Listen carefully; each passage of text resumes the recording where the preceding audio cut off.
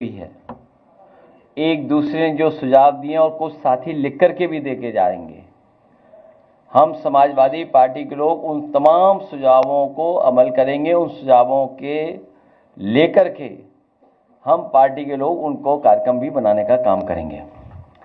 मैं धन्यवाद देता हूं अपने संगठन के लोगों का कि जिन्होंने ये संकल्प लिया है कि अपनी वोटर लिस्ट को सुधारने का काम करेंगे। भारतीय जनता पार्टी की साजिश, षड्यंत्र और समय समय पर जो लगातार चुनाव में धांधली करते हैं, उस धांधली को रोकने के लिए, अपनी वोटर लिस्ट को ठीक करने के लिए हम लोग गांव में, गली में, मोहल्लों में जाकर के अपने साथियों के जिनके वोट छूट गए हैं उनके बनवाएंगे। और जो फर्जी वोट भारतीय जनता पार्टी ने बनवा रखे हैं, कोई बूथ ऐसा भारतीय जनता पार्टी का नहीं है जिसमें फर्जी वोट उन्होंने बनाए हों। उन वोटों पर भी आपत्ति करने का काम हम मिलकर के करेंगे। सोने का भाव 1 लाख से ऊपर चला गया है। सोने का भाव 1 लाख रुपए से ऊपर पहुंच गया 1 तोला। यह है भारतीय जनता पार्टी का सबका साथ सबका विकास। आप सोचिए, गरीब परिवार में अगर कोई शादी हो तो अपने परिवार की बेटी के लिए एक सामान भी खरीद करके गरीब परिवार का सदस्य नहीं दे सकता। उसके माँ बाप, पिता अगर कुछ देना चाहेंगे तब भी नहीं दे पाएंगे। और लगातार ये सरकार कह रही कि हम विकसित भारत बनाएंगे। इनके विकसित भारत का सपना क्या है? आखिरकार हम विकसित भारत किसको बोलेंगे? क्या विकसित भारत यही है कि जहां पर गरीब अपनी बेटी की भी शादी नहीं कर पा रहा है, न करा पा रहा है? क्या विकसित भारत में यही महंगाई होगी, मुनाफा इतना ही लोग कमाएंगे? विकसित भारत में यही इतना ही भ्रष्टाचार होगा? आखिरकार भारतीय जनता पार्टी का विकसित भारत का सपना क्या है? यही सपना है क्या उनका? और फिर हम धन्यवाद देना चाहते हैं एक बहुत प्रतिष्ठित न्यूज़ चैनल का, जिन्होंने कम से कम सत्य को सामने लाने का प्रयास किया। जो लोग ये दावा करते थे कि कुंभ में 37 लोगों की जान गई है, अब तो वो आंकड़े आ गए हैं 82 के। और सरकार अभी भी छिपा रही होगी, अभी भी सच्चाई नहीं सामने आई है। और सरकार क्या कर रही थी? मुआवजा न देना पड़े इसलिए आंकड़े छिपाना, और वो लोग कुछ दावा न करें, मुआवजे की मांग न करें, उसके लिए घर घर जाकर के पैसे दिए गए। आखिरकार ये पैसे किसने दिए थे जो दिए जा रहे थे? आखिरकार कुंभ में जिन लोगों की मृत्यु हुई है, मृत्यु के बाद जो सरकार ने मुआवजा तय किया था, आखिरकार कैश कौन देने जा रहा था? ये कैश किसका था? और अगर वो नहीं दे पाए वहां पहुंच करके उस परिवार में, तो आखिरकार वो नकदी वापस किसको मिल गई? जो लोग ऐसे पवित्र काम में झूठ बोल सकते हैं, वो किसी भी आंकड़े में झूठ बोल सकते हैं। इसलिए जहां हमें वोटर लिस्ट के लिए सावधान रहना है, वहीं आने वाले समय में सेंसस भी होने जा रहा है। अब तो तारीख भी आ गई है। हम सब मिलकर के और सब लोगों को मिलकर के उसके लिए भी सावधान रहना पड़ेगा। पता नहीं कौन से आंकड़े सरकार दे दे, क्योंकि भारतीय जनता पार्टी के आंकड़ों पर किसी को भरोसा नहीं है। जो बुनियादी सवाल हैं, किसान की तरक्की, खुशहाली, उसकी आय दोगुनी होना, हर फसल की कीमत मिल जाना, किसान की जरूरत की चीजों को सस्ता उपलब्ध कराना, समय पर उपलब्ध कराना, सरकार का कोई ध्यान नहीं उस तरफ। बड़े पैमाने पे बेरोजगारी है, बड़े पैमाने पर। इन्होंने रोजगार और नौकरी के सर्टिफिकेट नहीं दिए हैं। सच्चाई यह है कि 8 साल के लखनऊ और दिल्ली के काम करने के तरीके ने, आर्थिक नीतियों ने बड़े पैमाने पर बेरोजगार बनाने का काम किया है। पढ़े लिखे नौजवानों को बेरोजगार बना दिया। सही तरीके से काम होता तो करोड़ों लोगों को नौकरी मिल जाती। और अपना ही घोषणा पत्र अगर ये बार बार पढ़ते तो लाखों का आंकड़ा नहीं देना पड़ता, करोड़ों का आंकड़ा देती है। इसलिए भारतीय जनता पार्टी की हर बात झूठी है।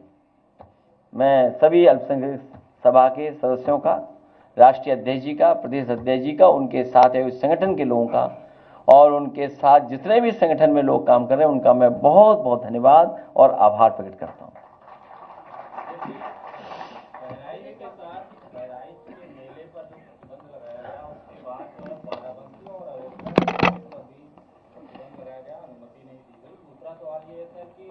सरकार ने वक्फ कानून को लाया, लेकिन उत्तर प्रदेश वक्फ बोर्ड में अभी तक चुनाव नहीं हो सके, जिसमें 2 एमएलए और 2 एमपी जाते हैं। 2022 से अब तक चुनाव नहीं हुए। पिछले 2 महीने से सीयू चार्ज नहीं है। प्रदेश भर के लोगों को परेशानी। भारतीय जनता पार्टी और उनकी सरकार नफरत को बढ़ाने का काम करेंगे। जो परंपरागत हमारे मिली जुली संस्कृति का, हमारे जो आपसी मेल के स्थान या मेले, उनको जानबूझ करके रोकना चाहती है। कारोबार हमें जोड़ता है, मेला हमें जोड़ता है। ये कारोबार के खिलाफ लोग हैं, खुशियों के खिलाफ लोग हैं। मेले में क्या है, मिठाई खाने लोग जाते हैं, थोड़ा कारोबार करते हैं गरीब के लोग, झूला झूलते हैं। यानी क्या लेना देना झूला झूलने से? कोई मेला ऐसा नहीं होता जहां पर झूला ना लगता हो, मिठाई ना मेले में हो। और गरीब लोगों का मेला होता है, मिलने का स्थान होता है, कारोबार का स्थान होता है और हजारों साल से लगे हुए मेले, जहां एकता का संदेश जाता है, मिलकर के रहते हैं लोग, जहां पर एक दूसरे के प्रति सम्मान बढ़ता है, एक दूसरे से जुड़ने का मौका मिलता है। उस हर चीज से भारतीय जनता पार्टी के खिलाफ है। इसीलिए मैंने सवाल पूछा कि जो 37 का आंकड़ा बता रहे थे अब 82 का आंकड़ा हो गया है। अगर हमारे ये सब पत्रकार निकल पड़े जिस तरीके से उस बड़ी संस्था ने, प्रतिष्ठित संस्था ने रिसर्च करके, समय लगा करके, रिस्क लेकर के ये आंकड़े सामने लाने का काम किया है, अगर ये हमारे साथी भी निकल पड़े तो इस सरकार की पूरी पोल खुल जाएगी। सरकार कहीं मुंह दिखाने लायक नहीं बचेगी। ये कैश आया कहां से जो दिया जा रहा था? हमारे बहुत सारे साथियों पे जांच हो जाती है, आप पे भी कईयों पे छापा पड़ जाता है। ये कैश आया कहां से? और जिनमें वो कैश वितरित हो पाया है, जहां मान लीजिए वितरित नहीं हो पाया, वो कैश वापस गया किसके हाथ में? नकदी कैश आप दे कैसे सकते हैं? किस नियम के तहत आप नकदी दे रहे हैं? नकदी देने का निर्णय किस नियम के तहत हुआ है? नकदी का वितरण किसके आदेश पर हुआ है? वितरण तो बताइए, भूल जाइए कि वितरण क्या हुआ, चलो किसी को कुछ पहुंचा। आखिर किसके आदेश पर हुआ है? ये कौन है जो नकदी बंटवा रहा है?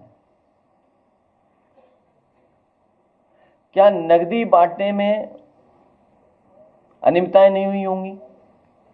जो वापस आया होगा, जो देने गए वो अपनी जेब में रख लिया होगा। और मृत्यु के कारण भी नहीं बता रहे हैं लोग। आखिर क्यों सरकार कर रही? इन सवालों से सरकार क्यों बचना चाहती है?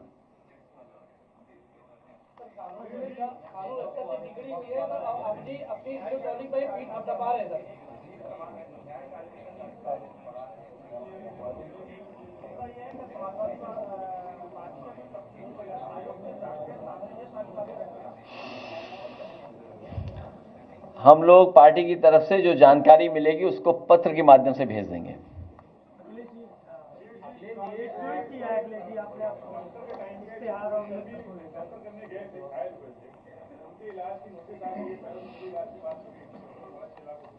अगर इश्तहार में चित्र नहीं तो उन्होंने मित्र बदल दिया अपना। अखिलेश जी, आपकी सरकार में 50 सहयोग जगह जगह हॉस्पिटल बनवाए गए थे, जो आज भी मतलब 4 साल होने जा रहे हैं, वो बंद पड़े हुए हैं। मतलब किसी भी तरीके से ना उसमें नियुक्तियां की जा रही हैं, ना मतलब जो मतलब वो इतनी शानदार बिल्डिंग बनी हुई है, लेकिन उसको बंदर तोड़ रहे हैं, मतलब टूट फूट हो रही है। किस विभाग के बारे में? वो शेर जो आपने पढ़ा था छलनी वाला, दोबारा पढ़ दो। ये इन्हें जवाब मिल जाएगा। एक दो जख्म नहीं, पूरा बदन है छलनी। एक दो जख्म नहीं, पूरा बदन है छलनी। जख्म बेचारा परेशान है, किधर से उठे। अब इन्हीं के शेर जोड़ो। हर विभाग इसी तरह है, हर विभाग ऐसा ही है। किस विभाग के बारे में बात करें बताओ? हर विभाग इसी तरह, हर विभाग ने काम रोका। आप सोचिए, आज बिजली का संकट है, थोड़ा बहुत बारिश हो गई, उसकी वजह से सरकार बच गई, लेकिन सरकार अभी प्राइवेटाइजेशन कर रही है। जो इंफ्रास्ट्रक्चर था जिसको और अच्छा करना चाहिए था, वो इंफ्रास्ट्रक्चर बर्बाद कर दिया। कहीं ट्रांसफार्मर फूक रहे हैं, कहीं लाइन कट जा रही है, पहुंच नहीं पा रही है। लोगों को कैसे जीवन यापन जी पा रहे थे इन गर्मी में, सोचिए आप। कोई बिजली बनाने का कारखाना नहीं लगाया। और अब सुनने में आ रहा है कि ग्रामीण और शहरी क्षेत्र में महंगी बिजली मिलने वाली है। और कई बार मैंने कहा, और फिर कहता हूं मैं आपको, जब तक बिजली सस्ती नहीं होगी तब तक कोई भी उद्योग कारोबार उत्तर प्रदेश में नया नहीं आएगा। क्योंकि जिस समय सस्ती बिजली उत्तर प्रदेश में उद्योग लगाने के लिए होगी, कारोबार लगाने के लिए होगी, उस समय वो कारोबारी उद्योगपति दूसरे प्रदेश के लोगों से कंपटीशन कर पाएगा। आप बताइए, बिजली कहां पहुंचा दी, कितनी महंगी। हर चीज पर पैसा वसूली सरकार, और जो बिजली विभाग मुनाफे में था वो कहां पहुंच गया बताओ आप। और एक भी बिजली का कारखाना लगाया हो तो बताओ। आप साथियों से पूछता हूं कि जो बिजली के कारखाने का उद्घाटन किया था, क्या बीजेपी का लगवाया हुआ था क्या, या बीजेपी ने शुरू किया था? समाजवादियों का शुरू किया गया कारखाने था, उसका उद्घाटन हुआ, उसी की वजह से आज बिजली मिल रही है। स्वास्थ्य विभाग का तो हाल ही जाने क्या है। स्वास्थ्य विभाग में क्या हाल है, मेडिकल कॉलेजेस का क्या हाल है। सुनने में आया है कि मेडिकल कॉलेज में निर्देश दिए गए हैं, निर्देश, कि कोई भी एमबीबीएस स्टूडेंट फेल न किया जाए। अब आप सोचिए इसके पीछे क्या होगा, क्योंकि बच्चे शिकायत न करें। जो पढ़ने जा रहे हैं मेडिकल कॉलेज में, वो मेडिकल कॉलेज में कोई भी इंफ्रास्ट्रक्चर नहीं है, प्रोफेसर नहीं है, असिस्टेंट प्रोफेसर नहीं है। अभी नए बच्चे आने जा रहे हैं एमबीबीएस के, क्या इंफ्रास्ट्रक्चर तैयार है बताइए आप। तो कौन से विभाग के बारे में बात करें? और कई विभाग तो ऐसे हैं बस चल रहे हैं। पानी की टंकी वाला विभाग तो पता ही है आपको, अभी कौन सा जून महीना चल रहा है, आज अखबार में खबर आ गई कि पानी की टंकी से पानी निकल रहा है, तो जुलाई तक गिर जाएगी। हर महीने गिरनी है टंकी, तो जून वाली तो गिर चुकी है, जुलाई वाली गिरेगी अभी। सिंचाई विभाग में भी कई पद रद्द कर दिए गए। अब ये सरकार ही रद्द होगी, जनता रद्द कर देगी इसको।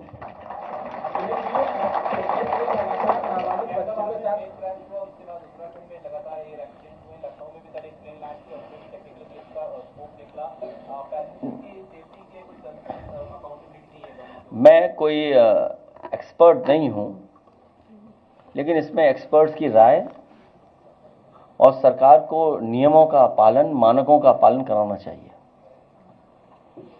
क्योंकि रिस्क बहुत है इसमें। और आपने देखा, ये वो तस्वीरें देखी हैं, जिस तरीके से क्रैश हुआ, और उत्तराखंड में कोई पहली बार क्रैश नहीं हुआ है, लगातार कुछ दिनों में कितने क्रैश हुए, कितने लोगों की जान गई। आखिरकार मानक और नियम का पालन कौन कराएगा?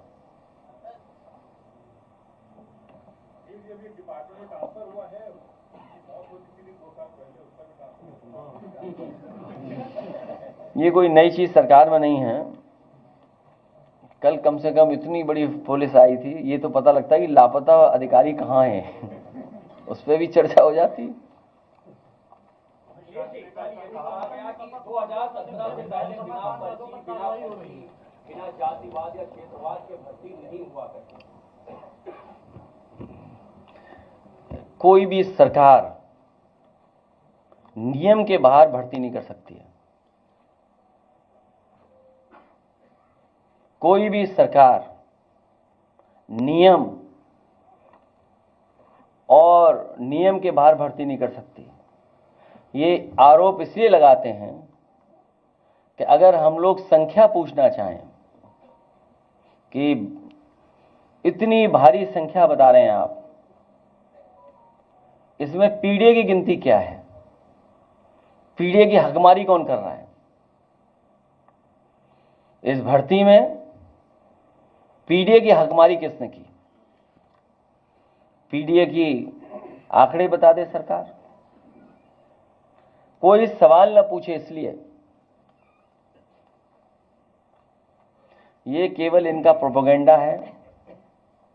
भारतीय जनता पार्टी से अच्छा प्रोपेगेंडा कोई नहीं कर सकता।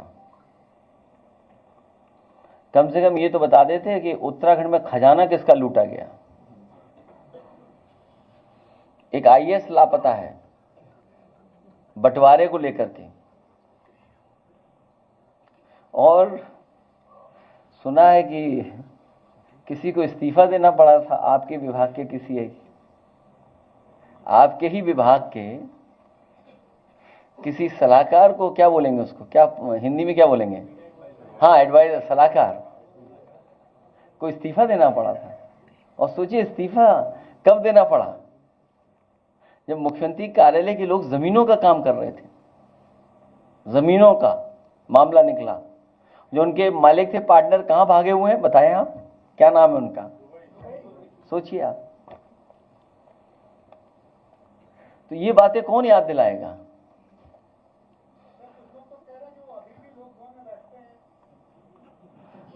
लोक भवन में तो कैसे कैसे लोग बैठते हैं, तुम्हें नहीं पता?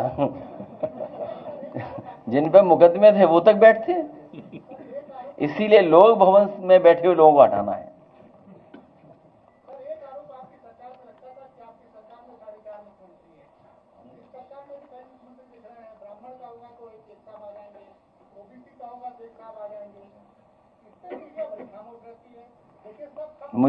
मैं धन्यवाद देता हूं कि आप तो बोल रहे हो। एक का बोलना ही बहुत है। इनकी सरकार में कहां क्या हो रहा है आपको खुद पता है, कैसे क्या हो रहा है।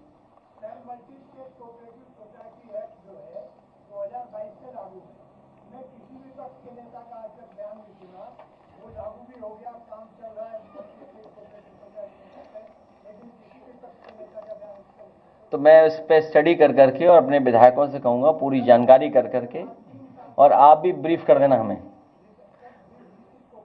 कर दो।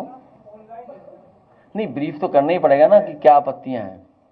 और आपको बहुत मोटी बात बता दूं, हर इंस्टीट्यूशन को, जो इंस्टीट्यूशन इंडिपेंडेंट है, हर इंस्टीट्यूशन को ये कंट्रोल करना चाहते हैं। चाहे कोऑपरेटिव सोसाइटी का हो, चाहे कोई भी हो, हर एक का कंट्रोल भारतीय जनता पार्टी खुद चाहती है। उसी के तहत सब फैसले सरकार लेती है। जितने भी एक्ट में परिवर्तन आया है, नियमों में परिवर्तन आया है, कंट्रोल उनके हाथ में चला जाए, उसी के लिए परिवर्तन लेकर के आए। अखिलेश जी, आजमगढ़ में आपके जो विधायक है रमाकांत यादव जी की संपत्ति को कुर्क कर लिया था। पंचायत राज जब खत्म हो रहा है, अगर स्टडी करोगे तो राज्य सरकार को कोई राइट नहीं बचेगा इसके बाद। मैं आपसे सहमत हूं, और इसीलिए उन्होंने किसके हाथ में दे दिया है, और उनके हाथ में जाने से कई स्टेट के लीडर्स को भी कंट्रोल कर लेंगे, कई स्टेट के। तो जो कोऑपरेटिव था, जो गरीब लोग, किसान के और आम लोगों के लाभ के लिए, किसान के लाभ के लिए जो स्ट्रक्चर क्रिएटेड था, कोऑपरेटिव सोसाइटी बनी थी, उसको पूरा खत्म करना चाहते हैं और पूरा कंट्रोल ले रख करके, कभी समय बढ़ाना, कभी नियम बढ़ाना, कभी समय कम कर देना।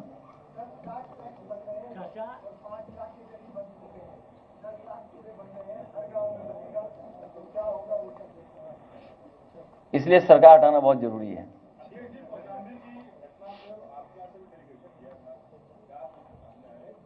न्याय मिलना चाहिए।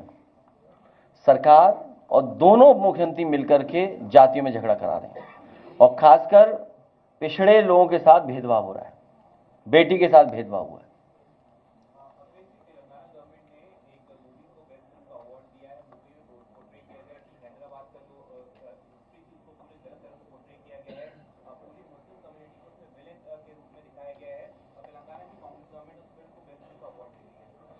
मैंने ना फिल्म देखी ना मुझे जानकारी है।